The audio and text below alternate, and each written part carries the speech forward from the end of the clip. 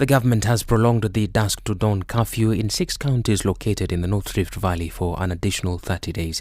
Following a visit to Laikipia, Interior Cabinet Secretary Professor Kithure Kindiki expressed that the ongoing security operation initiated in the month of March will continue until all bandits and armed criminals are effectively addressed. Emphasizing the government's unwavering commitment, he stated that relentless efforts would be made to root out the bandits who are still utilizing Mukogondo forest as a hideout. Ile amri ambazo tulikuwa tumetoa na tukaweka katika gazeti la rasmi ya serikali ya amri ya curfew na amri ya sehemu ambazo ni sehemu ambazo ni za kiuhalifu na sehemu zilizotatizika, disturbed and dangerous areas, sehemu hatari na sehemu zilizotatizika.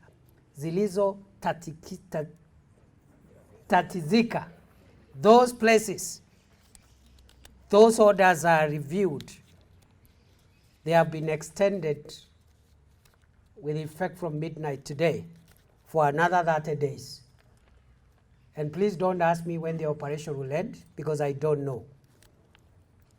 The operation will end when we are done with the bandits. And finally, even when the operation is called off, whenever that will be, we will not pull back the presence of our security officers from this region ever again. In fact, we are working on modalities of establishing permanent presence of security forces to make sure that we have sustainable peace and security. And therefore, going into the future, we will not allow ourselves to retreat, to allow those criminals to venture back into the communities again. We are thinking of doubling the number of security agencies in this region, ×2. And if need be, we will increase again and again and again. And for the criminals, we have enough police officers in this country, and we have enough military officers in this country. So you better take it from us that we are not kidding. We are not doing some simple things here and there.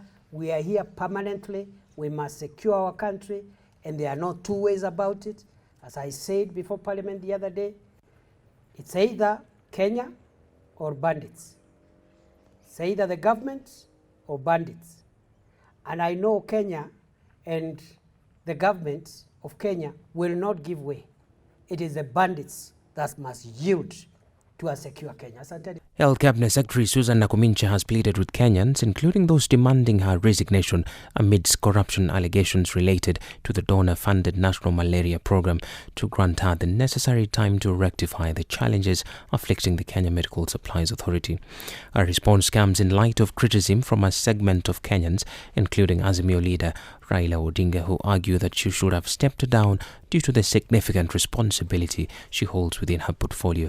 Nakhumicha clarified that immediate action was taken upon receiving the Global Funds report, which highlighted irregularities in KEMSA's procurement process. Kenyans know that the president cracked the whip to the extent of terminating contract of one of my PSs, and now with the reshuffle.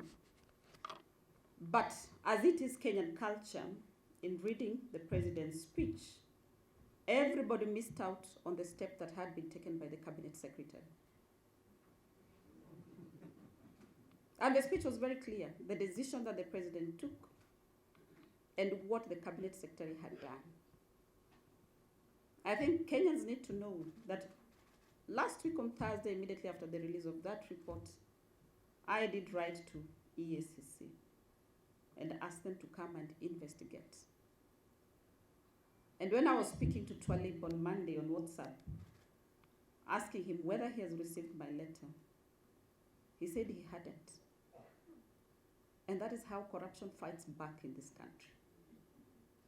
That when I wrote a letter on Thursday, EACC is only a few meters from my office. By Monday, the letter had not arrived.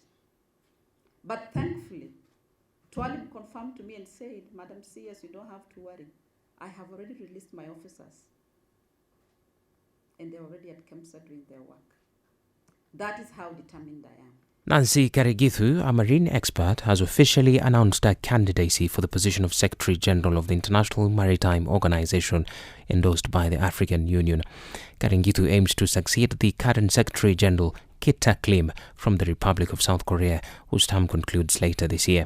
During the bid launch, Foreign Affairs Cabinet Secretary Alfred Mutua emphasized President William Ruto's support, highlighting that Karigithu's nomination holds significant importance in advancing the United Nations Sustainable Development Goals.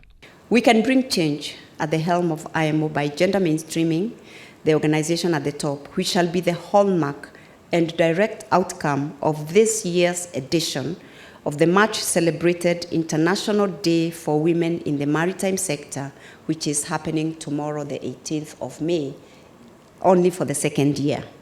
I count on you. Let us go far together.